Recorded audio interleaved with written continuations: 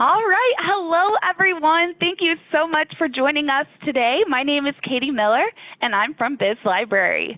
We're going to go ahead and get started in just a few minutes. During today's webinar, we'll be talking about how to transform managers into effective coaches. So as you're getting settled in, we'd love to get the conversation started. One of the ways we'll be interacting today is using the chat feature in the Zoom. And throughout the next hour, we'll be asking you to go back to that chat and have a conversation with us. If you're looking for the chat, just hover over the Zoom window, and you'll find it in the lower right-hand corner. Okay, so let's learn a little bit more about you. What is your name, and where are you dialing in from? Go ahead and paste it in the chat.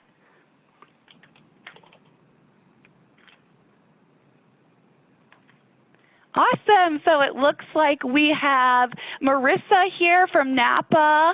We have Angela, Liz from Chicago, Jessica from Oregon, Michelle from Houston. Oh my gosh, we have people all around the world. This is so awesome to see.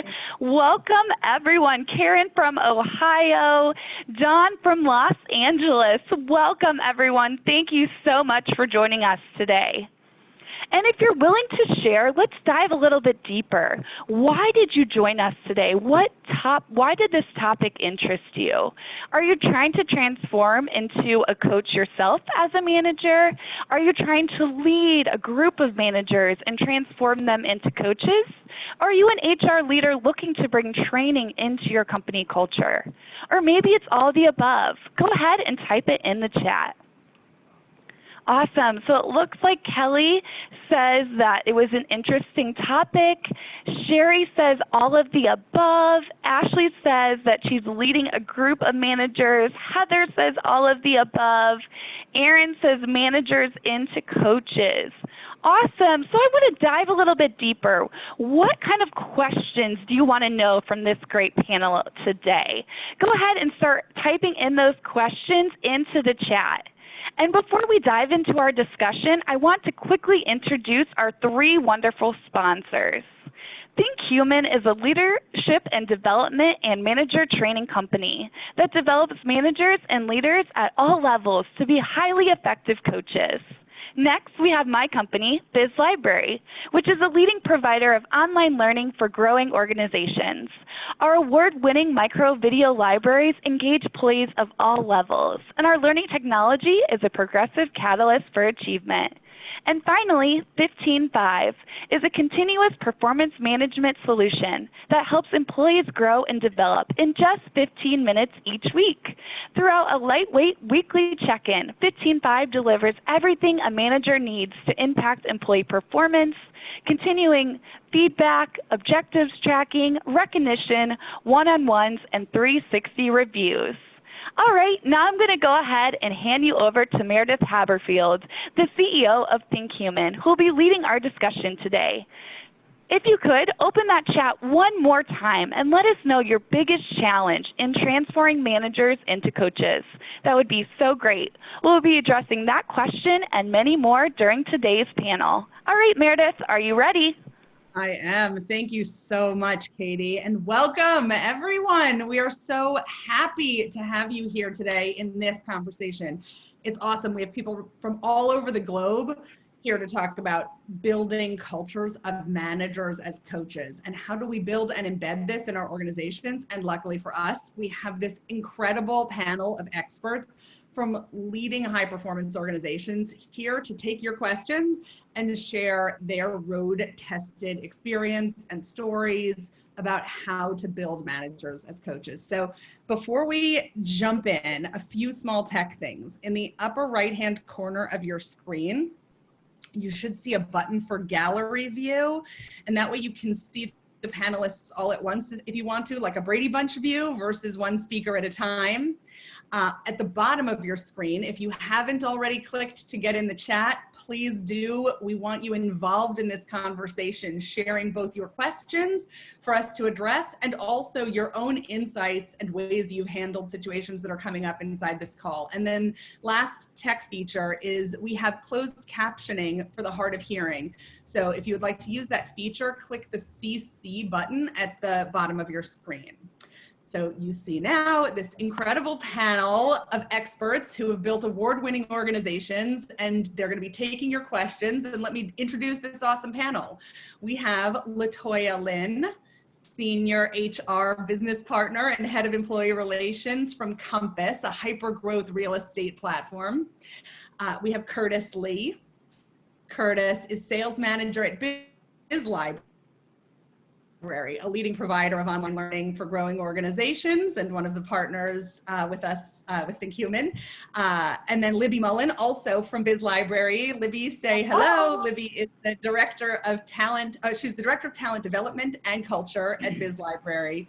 And then we have John Greenewald, Chief Performance Officer at 15Five, also a partner in this webinar and a leading employee feedback platform. And these panelists are not only from high performance organizations, but check out the Glassdoor scores of their organizations. They are doing something really special. So please get involved in this conversation. Submit your questions using the chat button on your screen. And let's start broadly with definitions.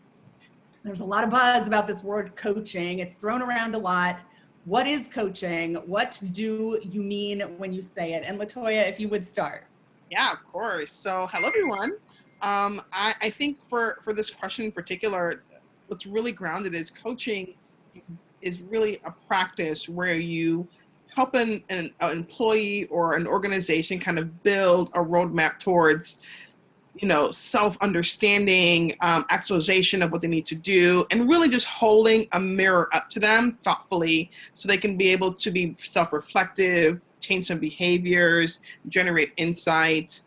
And what a coach actually does, they just facilitate that entire process throughout. So employees, if you do a one-to-one level, that happens, or an organizational level, that really holds on effectively.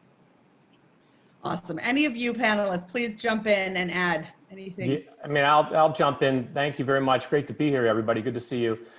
I'm looking through the chat, so many questions about the difference between being a boss or a manager and then a coach. Like, what's the difference? And I think, a couple of things real quickly always jumps out to me. One, a coach is somebody who helps somebody get from point A to point B faster than they could on their own. I think the definition of a coach is, the horse and buggy analogy. I mean, that's, the idea of getting from one point to another faster.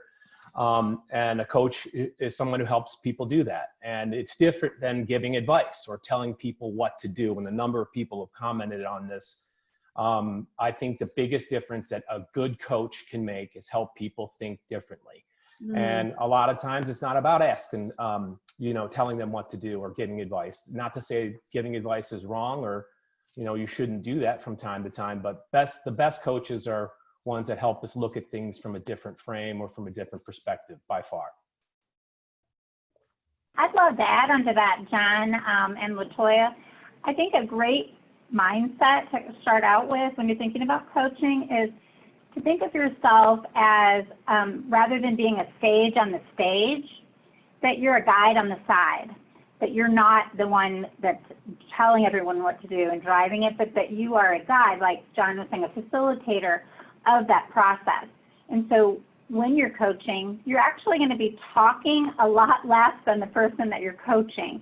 And a lot of managers are used to doing all the talking and directing. And so that switching that mindset, I see so many questions coming in about where do we start? How do we switch this mindset? You need to think of yourself more as a guide rather than the main driver of the conversation, the main speaker. Love it. Curtis, anything you want to add? Yeah, I mean, just to play up what Libby and John had said, I think the best coaches help you reach some of these impactful conclusions on your own, as opposed to simply telling you what you should be doing or what the best course of action is. They will allow you and kind of guide you in the direction you need to go to ascertain some of this for yourself. And I think that really registers with people and that really hits home. Yeah, so before we get into the how, which I assure you we will do, let's just get a little more personal for a moment and talk about who is a coach in your life that made a big difference for you, and just a few words about what it was about them that made such a big difference. And Libby, let's start with you.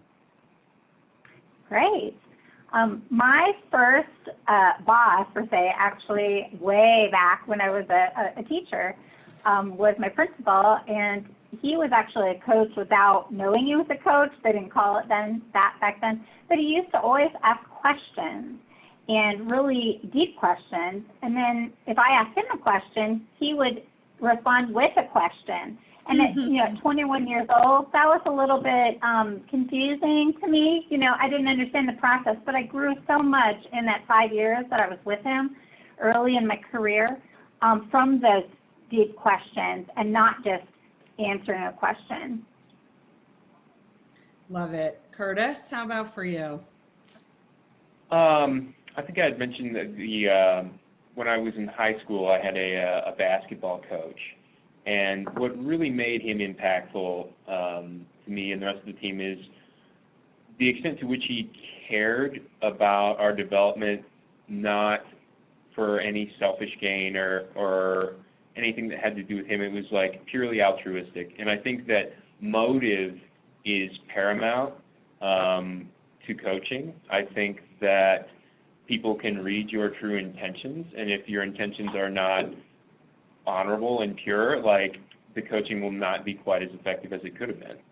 Mm-hmm. That was my takeaway from that experience. Love it. LaToya and John, either one of you, jump in for your quick answers, and then we're going to start to get into the nitty-gritty. I have a very good friend of mine, and also who's a mentor and has been for several years. And she, understands me. I think what makes her a great coach is that she's in my world. She understands the challenges. She asks the right questions. She doesn't assume anything. She doesn't put her kind of knowing or her beliefs on me when she's coaching me.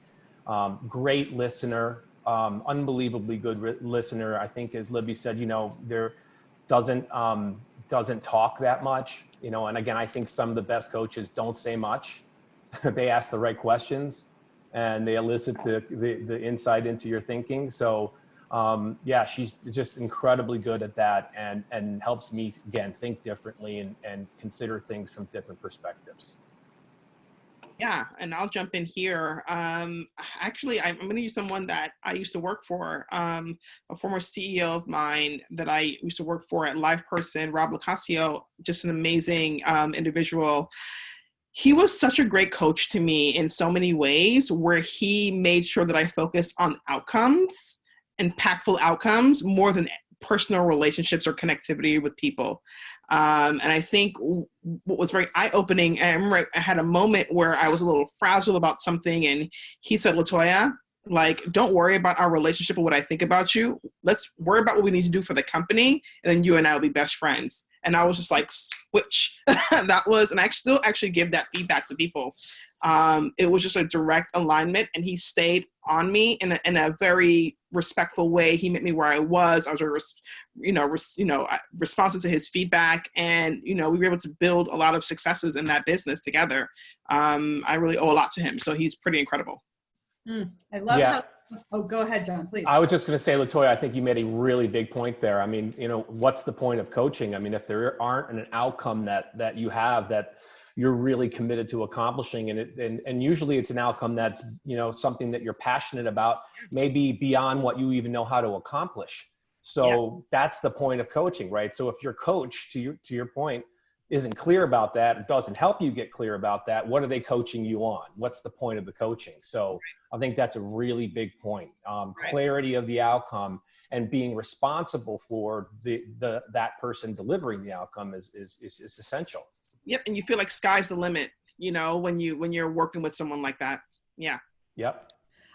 Joel is asking in the chat, what are some of the skills that one needs to have to be an effective coach? So some of the ones I already heard you say in describing coaches who've made a big difference in your world are being really clear about the outcome, being an incredible, unbelievably good listener versus talker, getting in your world versus just being interested in dropping their knowledge or beliefs, being great at coming up with the questions versus just the answers, and acting as facilitator and guide versus, as you called it, sage on the stage, Libby. So those are a couple of the key skills I heard. Any others that you all want to add?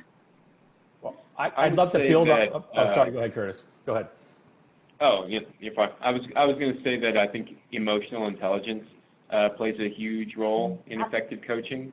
I honestly, the things that people need coaches for are relatively difficult to accomplish. Otherwise, a coach wouldn't be necessary. So anytime someone's attempting something that's very challenging, like it can be an emotional roller coaster at times. And if you're going to guide someone down that path, you really need to be in touch with where they are emotionally and kind of be able to help them navigate some of those waters. I love it. And I want to hear from more of you, but I want to also refine the question. Someone just asked in the chat, what can you speak also to the specific differences between managers and coaches? So as you're answering about key skills for coaches, differentiate coach from manager if you can. I can add to that. I think managers, so there are some opportunities for overlap, right? And I'm just going to get really clinical for 2 seconds. You know, managers are managing an outcome for the business, right? And they're managing a team that can push that outcome for the business. And their job is to make sure that's done. A coach is someone who they're outside of the outcome of what they're more objective, and they kind of sit outside of the space. A good example of a coach is an HR department of some sense. They're not directly impacted driving the outcome there. They can bring a different perspective to what's actually happening, that both, parties, manager and employee, are really intertwined and invested in. And then also, if you go a further degree out, or, more separation, there's someone that has like just industry knowledge and can speak from their point of view to be able to kind of help shape an opportunity. So where I talk about the overlap, managers can take on elements of coaching, right? Because what we're finding is that coaches are able to build rapport. They're able to build a level of connectivity that oftentimes people don't get from their managers. And I have had employees, executives, whomever, seek out, different types of coaches because they don't get that type of love and connection from their manager. Now, not everyone loves their manager, but I feel like some managers can really embody some of those coaching elements. And that is, taking a step back, checking on how they're feeling, giving some perspective, outside of, what the day-to-day is, and kind of really baking that in. And I've seen some really successful managers at Compass, which we are a very hyper-growth startup organization, where they really play a coach more so because, one, they're not subject matter experts in every single thing. So they have to have some type of connectivity and coaching element to it. So that really kind of just shapes out the difference between and how they can overlap. And I'm sure the rest can kind of feed off of that and add more to it. Yeah, I'll just add that I think, look, I don't know about everybody else, but I don't like to be managed. Like, I like to be treated as an adult. I like autonomy. I like the ability to, be trusted to do the right thing. So, and I just think the difference between a manager and a coach is, as a manager who's really a good coach, mostly what they're doing is they're empowering people to win, and they're committed to their success. They give them all the time and energy they need to win. They don't tell them what to do. They don't micromanage them, which we all know is terrible, and nobody wants that either.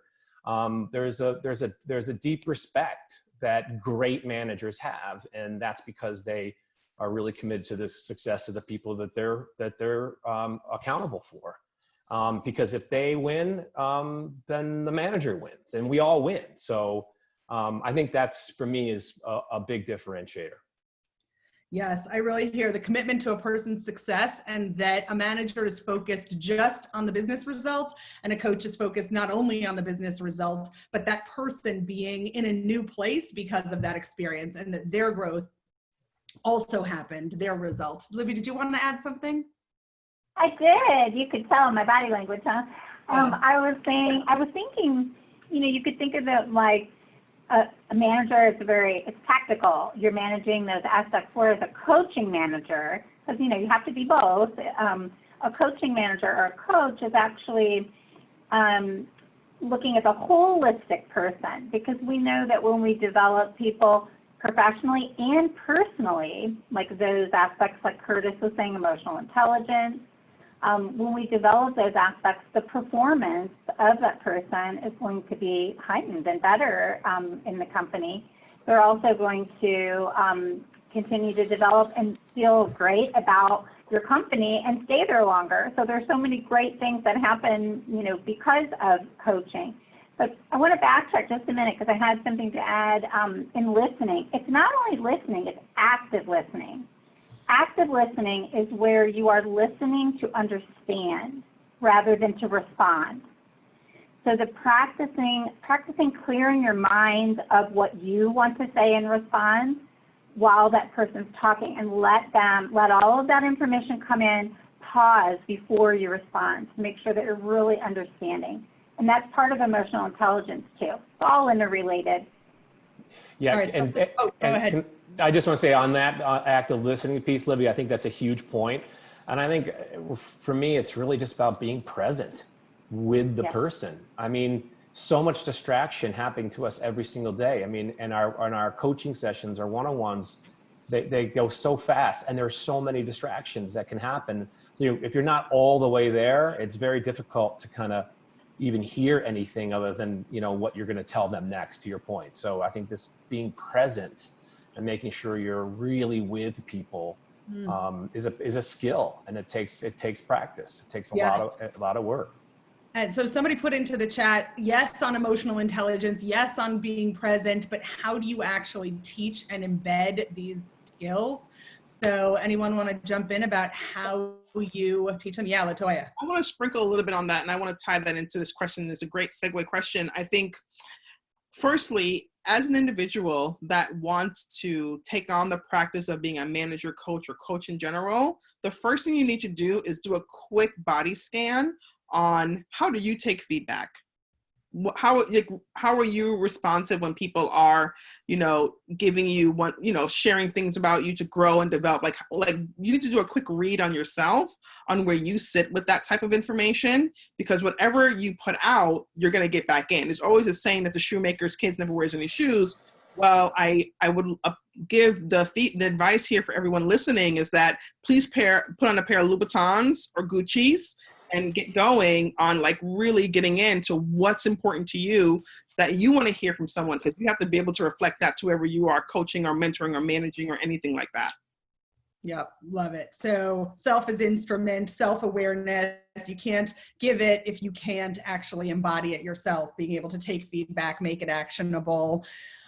So I want to bridge back to the question of how do you teach this? How do you get managers? In many cases, you know, sometimes it's managers who are frontline managers who are new. Sometimes it's people who have been managing for many decades. How do you get people leaders to start to embody many of these skills that you have described? Being clear on the outcome, emotional intelligence, active listening, self-awareness. Look, I think training. I mean, we all know it sounds like an easy answer, but an organization can do it. I mean, if there's a commitment to developing people in the organization to be better coaches, there's a lot of ways you can do it. And there's so much available to us just in the world online, but also internally. You know, your talent development teams can create programs. You can outsource it clearly to companies. There's so many, you know, amazing coaching development companies that are available. And then I think the last thing is there's just technology in the world that helps facilitate this. You know, obviously 15.5, but all of the other, you know, platforms in this space, they're all designed to help facilitate these kinds of conversations and train people to get better at doing it. It's great.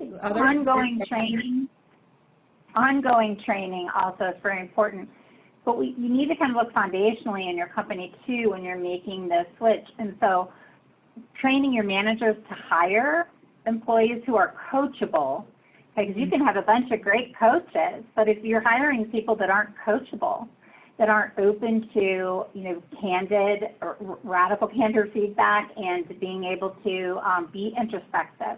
You need to start there, and then in continuing to develop your managers looking for that, when you're promoting from within, you need to view the managers as coaches. And it's not just someone that's great at their current role who's going to be a great coach and manager. It's really the person that is able to display those things. But in your ongoing training, it's very important to have role playing with feedback and things, role playing as a coach. And practicing those things, just like anything, we play like we practice. Yeah, I think that's a big point, Libby. It needs to be real time practicing it, not talking theory. Like literally, if we could do in this webinar, we'd pair everybody up and have them start coaching each other and practice these things live. I mean, that might be a good way to do it. Curtis, sorry. No, you're fine. I was just going to say regarding creating buy-in from leadership on embracing coaching, people tend to value things that they themselves have experienced.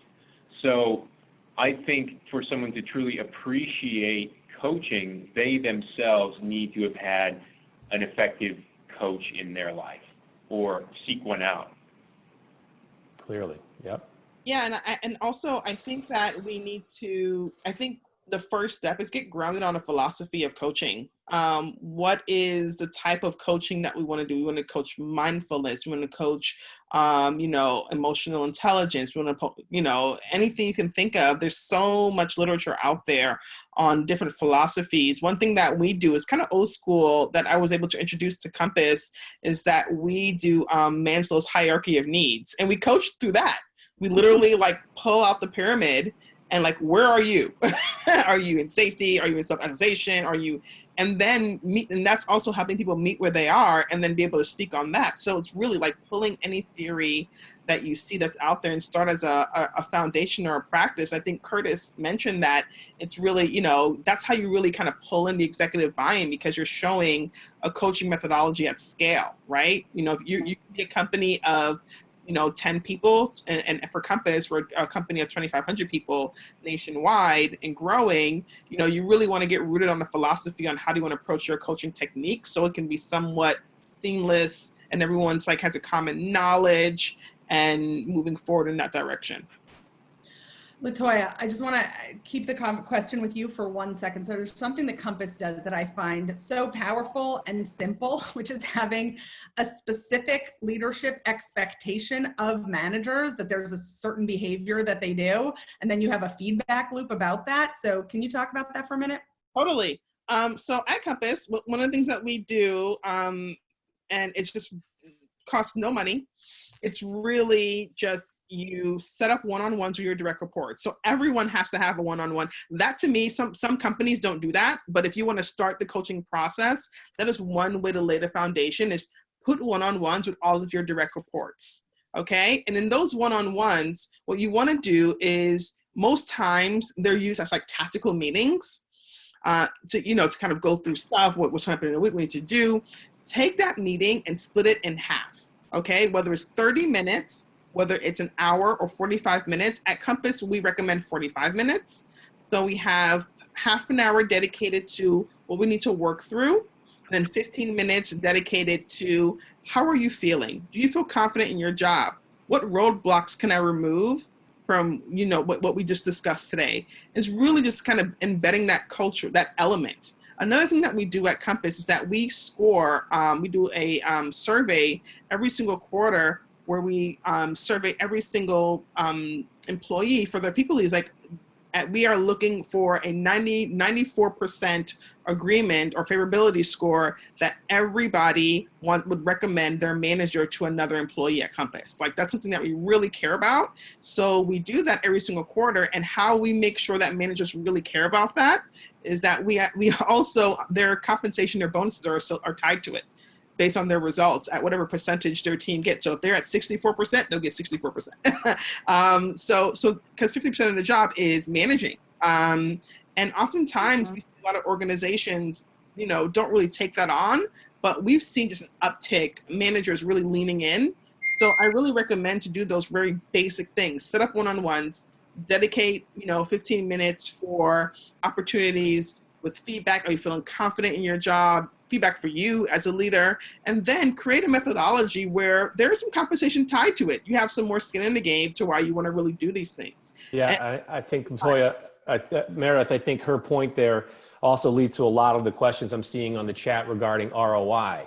There you go, And ROI. I think that's something we should talk about, because I mean, this all sounds well and good, but what's the benefit of this? And then how do we, sell it to the senior leaders and executives to take this more seriously? I do think people, the executives that I've worked with get how important it is. But what would you guys think about, how do you measure success of a coaching training or a coaching development initiative? I mean, that's a big question. I want to add that to John. One thing I want to talk on, and I'm just a radical with this. I know we said it in the last call, like sometimes I get executive sponsorship, sometimes I don't, and it's like, I can spend 20 days, like putting together a bunch of slides for all of my executive teams to agree on, or I can just go get shit done and then get outcomes. Like, guess what I got? Results. Now, do we want to talk about this? So I just want to really kind of pivot that, because I don't want people to feel any apprehension on leaning into this thing because they need to worry about getting everybody aligned. You may not, do what you got to do. The second thing is, building out coaching, sometimes you really won't get the budget for it, or you won't have the opportunity for it. But if you do these fundamental things, it will give us opportunities to springboard towards getting a 15-5 going in, or a different kind of programs kind of embedded in, because we see the results from these basic things that we're doing. And we're also, in companies also, we're looking for now more of a scalable approach with a system, because we've seen some successes on it. So that's kind of a way to kind of, so I wanted to kind of remosh your question a little bit and kind of give some answers. Yeah, good. Looking at some specific things to measure, whether you have leadership buy-in or not, you're going to be able to present these metrics and figures to your leadership, and you'll be able to gain buy-in when they see the increased sales, for instance, or the increased talent retention.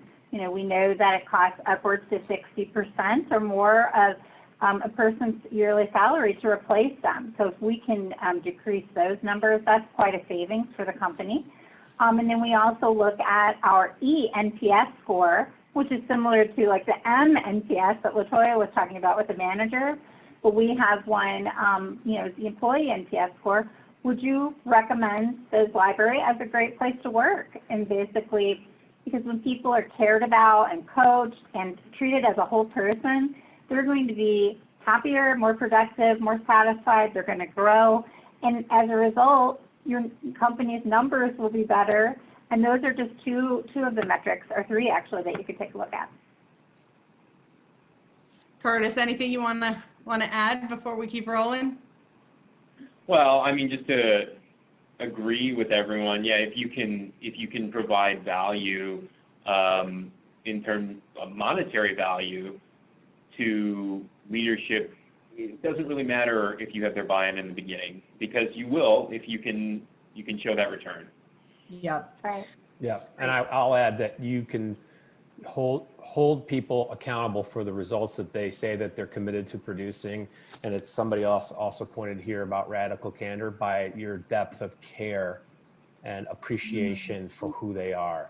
I find that the most effective coaches, the ones that coach me, I feel loved. I feel loved and believed in.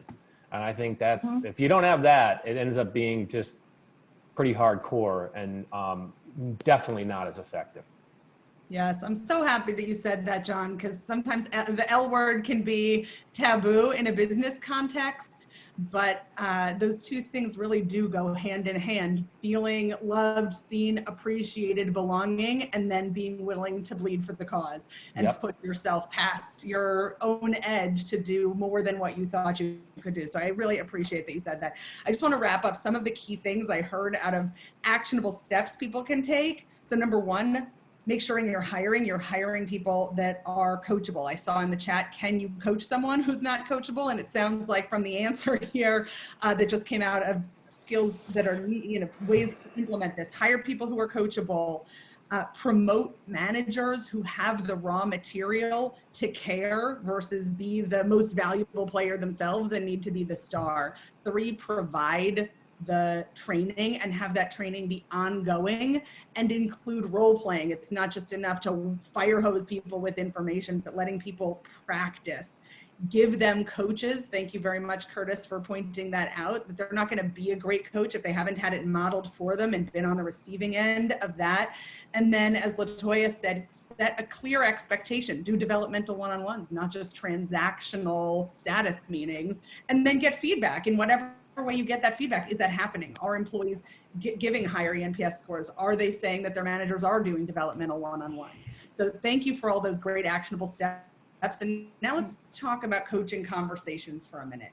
Let's just throw out some great questions that you love about questions managers can ask their employees during one-on-one meetings. So favorite questions, and Curtis, let's start with you.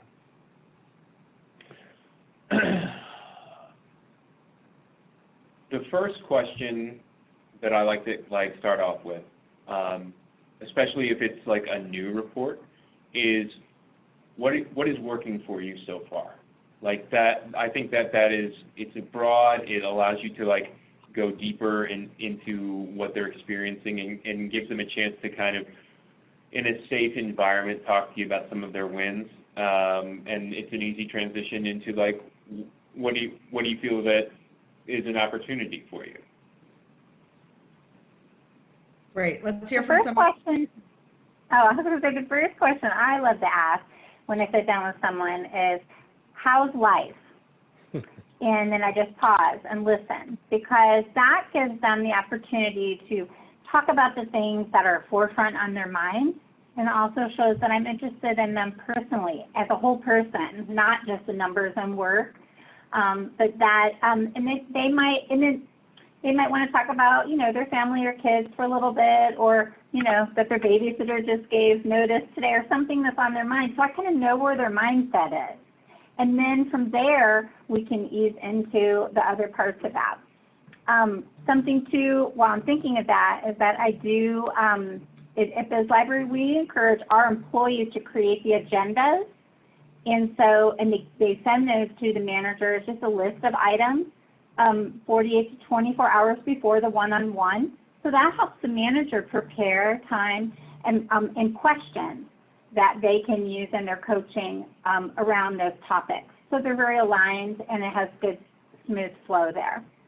Yeah, Libby, I'm right with you on that first question. How are you? How are you feeling? What's going on? And then even a rating. I mean, in our 15-5 system, the first question is 1 to 5. How was your week? And the whole point is so people can, be with and be present to their current state of being. And if we can't have people express that, then we're just talking on top of it. So if you don't get that out on the table, that could be all that you talk about in a one-on-one or a coaching session. The other thing is, what's going well? What are you accomplishing? Because I think people don't have a lot of room in companies to talk about, what actually is going well for them and what they're accomplishing. We're so quick to go to what's not working, what's broken, what needs to be fixed, that we don't give enough airtime for people to talk about their accomplishments. So I think 2 of those things are really important in terms of first questions. Yeah, and I can kind of close up here. State the intent. Before you even ask any questions, just set the tone. This is what I expect. This is how I think we can work together. I can speak from my own experience. I have direct reports, and all of them are smarter than me. And I tell them that all the time. So when I state the intent, I just it's an overwhelming amount of appreciation for them, because without them, I will not be successful. So it's really kind of like connecting that. And then the second thing I do is here is the problem that we have in front of us that I think you can really help us solve. What do you think? And really lean in on it. And then you can also measure, one thing that I've learned is courage is a big blocker when people want to solve problems at work, right? And I always want to, out of my one-on-ones or anytime I meet with people, I instill a little bit of courage in them. So when I ask them, how do you feel that you can really drive this? How can you solve this problem? Then they start talking. I'm like, what a great idea. I really believe in that. Or if it's not an idea that I don't really believe in, I say, well, let's rethink that. and really kind of get down to it, you know, and it's really kind of balancing people back and forth. So that framing really helps to state the intent and then also share how much you believe in this individual, and then let them tell you how to solve that problem. Because in our minds, we may have this much of an idea, but their ideas are way out here. And I know that my direct reports are watching. You guys are, again, always smarter than me. Yeah, you all have some fantastic questions that you threw out there. You know, just finding out, you talked, John, originally about being present with somebody. So just like, how are you? How is it going? How's life? And then listening, profound and transformative. Asking questions to elicit their thinking about real problems, and giving them the courage. Latoya, I really, it's moving to me that you mentioned courage in this conversation about coaching, because I think one of the things that coaches do for us is give us the courage to break out of our own limits. And sometimes it's to look at our blind spots that could be a little hard to look at. Sometimes it's to push in a way that feels really uncomfortable for us, or a behavior that's uncomfortable for us. So thoughts on how we get coaches or managers to create more courage and safety for risk for the people that they lead. Curtis, let's start with you.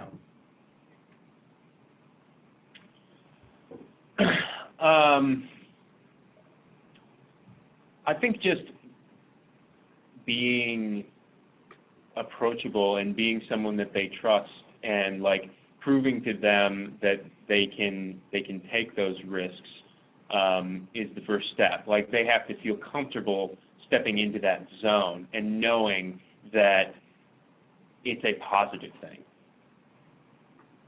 Mm-hmm. So basically, you have to prove yourself in some way as a coach before you've earned their trust. Is that what I hear you saying? 100%. Mm-hmm. John, Yeah. I like the idea. Both of you. Oh, go ahead, John.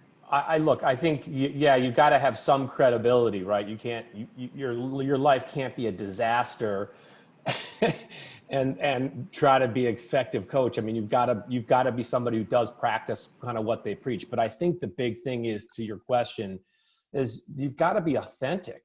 I mean, you got to, you know, none of us have it all together. And sometimes it really helps when I'm coaching someone to share personally about what's going on with me. And if they're not opening up, or they're feeling a little bit unsafe, how I create safety is I share about myself, and I share authentically about the good, the bad, the ugly, whatever it is. And for whatever that does, it does tend, in my experience, to create some space in the conversation so that people are more apt to kind of expose some of the things that they're challenged by.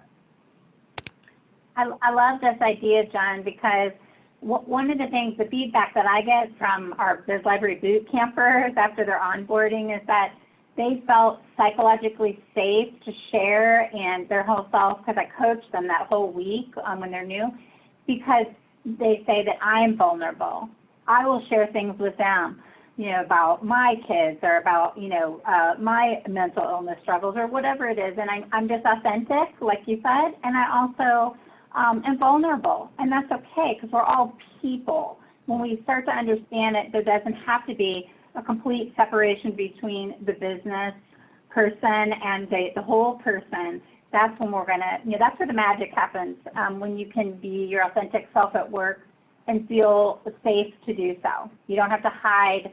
Your manager is on your team. Your coaching manager is on your team, because their performance is based on your performance as a team, but also because they genuinely care about you and want to develop you as a person. Yeah. So I think vulnerability is a huge way to establish trust.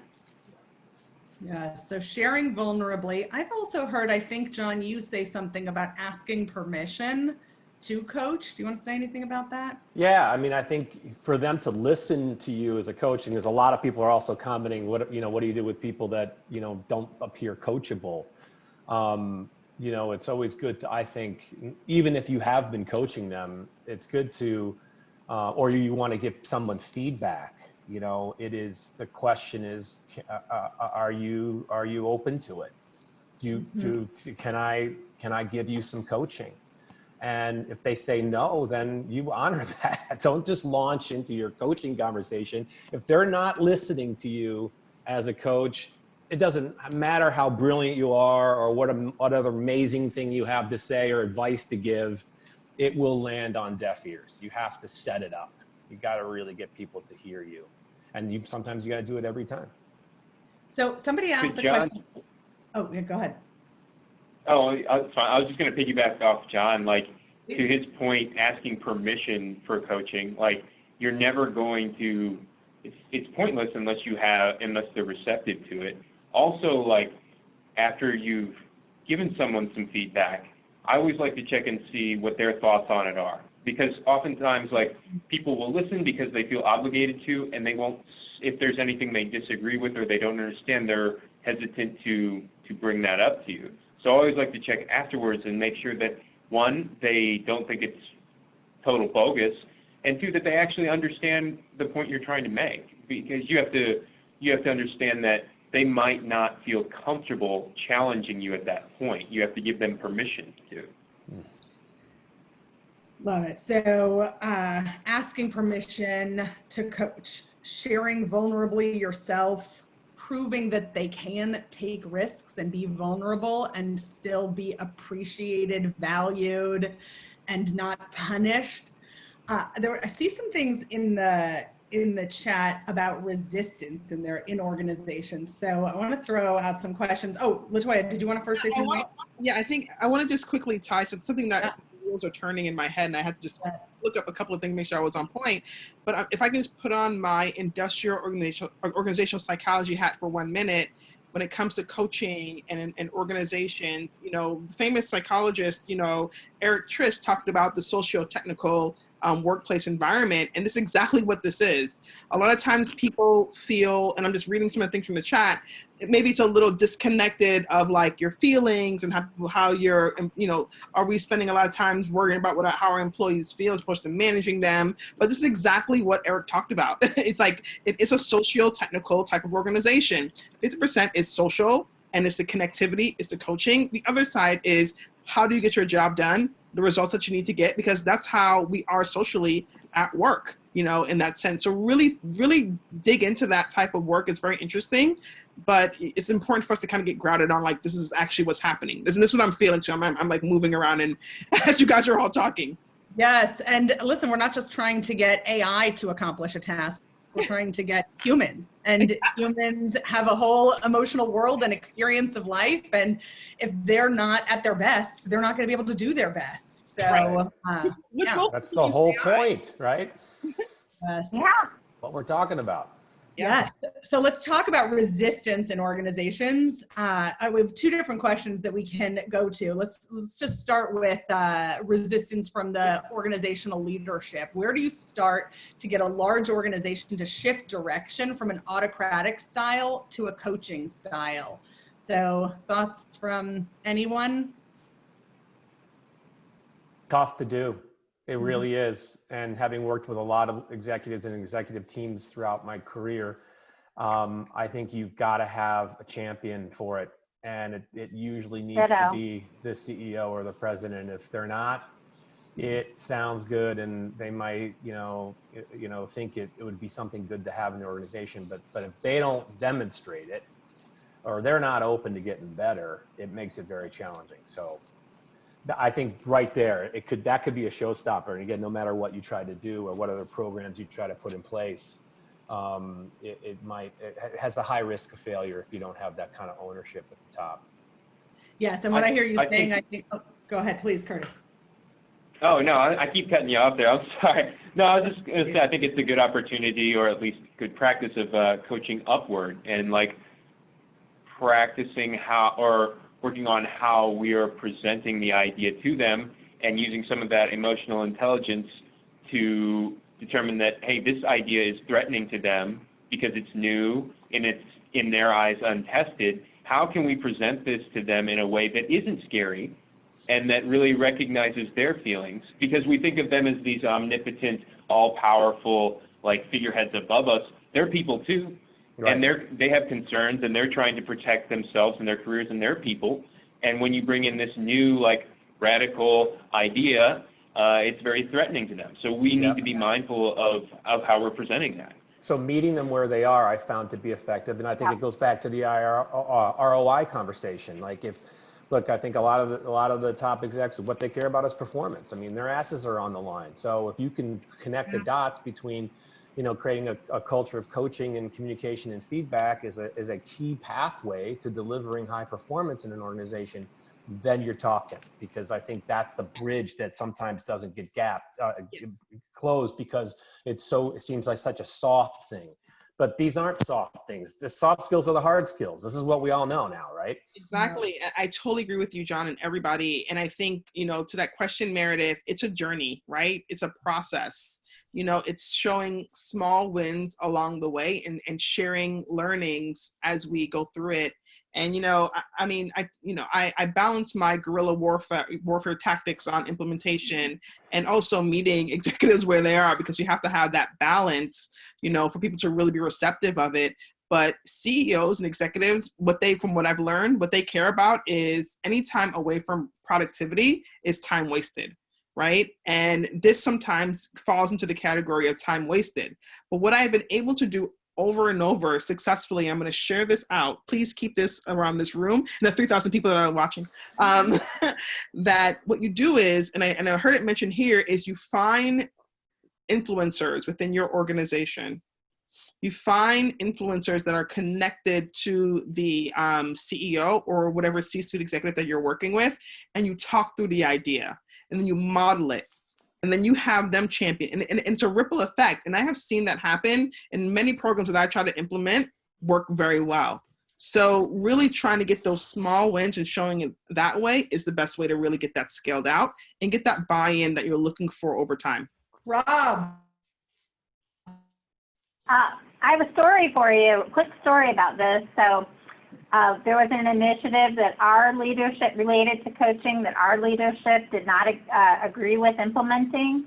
And sometimes you need to lean on your values in your organization. At BizLibrary, we have the freedom to fail. And so I asked our CEO, Dean Pache, Dean, I'm going to have to ask you to give me the freedom to fail here. And so, in your organization's values, if you have something about innovating or trying new things or being agile, which I suspect you might, that's a good way to kind of gain some, at least buy-in for a trial period, which we did. And the initiative was wildly successful. And so they're all on board now, like the biggest champions and fans. But just those baby steps and use your organization's values and show that you're aligned and you're working toward a particular outcome and get a trial period. All right, well, we are getting close on time. There's still so many questions I would like to get to, but I want to make sure you all have the chance, all of you amazing panelists have the chance to answer this one question, which is, if you have just one action that you can have people take coming out of this webinar. If the community that's so beautifully asking questions, sharing their insights and participating, if people are going to do just one thing coming out of this webinar, what's the one high leverage practical action you'd have them take? And Curtis, let's start with you. Ooh, I'm divided on this one because there's several things that I feel are paramount. I'd say just purely from a practical standpoint, use questioning in your coaching sessions. Lean on questioning and listening. Like, it's really easy to fall into a cadence of just giving advice or preaching or calling attention to how you would have done something. You really need to ask the questions that help your people get to these conclusions themselves. Like, practically, I think that that's going to be one of the biggest driving factors in their success. Yep. I would say the same thing, Exec Curtis. Ask questions, listen, and just try not to give advice. It's not easy. Yeah. It is not easy no matter how many times you've tried it. Just as you go out and coach people in the next couple of weeks, try it and watch what happens. It will change you as a coach, just not giving advice. I love that. I think that I would say the greatest action that you could do right now is to look at your own self-awareness and see where you are on your emotional intelligence journey. Because in order to be a really effective coach, you need to be self-aware as well as have awareness of others' feelings. And if you're not, able to gauge those things really great, knowing the questions to ask so that you can make sure that each coaching session is productive and aligned with where the person is. Yeah. So self-awareness. Yeah, that's all. I echo everything that everyone's saying. And I think one tactical thing that I would encourage everyone to do is hold space and time and book those one-on-ones. I think we can start with that. Make sure that they're regular, they're consistent. Over time, you can figure out what agenda makes sense and what topics you talk about, but really continue to hold space, because as a manager, a coach, or employee, that space is for the both of you to figure out the best way to work with each other while you guys are outside in the day-to-day for the rest of the hours working in the organization. So really create that space and book that one-on-one. 30 minutes, actually, let's do it this way. 30 minutes full, if you have that time, 15 minutes, how are you doing? And then the last 15 minutes, tactical. Love it. All right. So much beautiful insights. Stop giving advice. Ask questions. Look at our own selves and build our own self-awareness. Hold precious, sacred time and space for regular, consistent one-on-ones. To you amazing panelists, thank you for bringing such rich, unique, different perspectives that's so valuable. The idea of a growth organization is built on this concept of enabling people to transform and adapt ongoingly in this ever-changing and dynamic world that we live in now, and not just learning to improve skill and process, but people really building their capacity to see their strengths, to see the edges that they can push into, to do more than they thought they could, to see blind spots, to acknowledge shortcomings rather than acting them out unconsciously, to spend less energy defending our personal values so we have more energy available to create external value. And the questions from this amazing community, the insights you panelists shared, and the insights shared from this community were so helpful. Thank you so much to the panelists, to this community. Go make your version of this real in the world, and goodbye for now. Thank you. Bye, everyone. Thanks.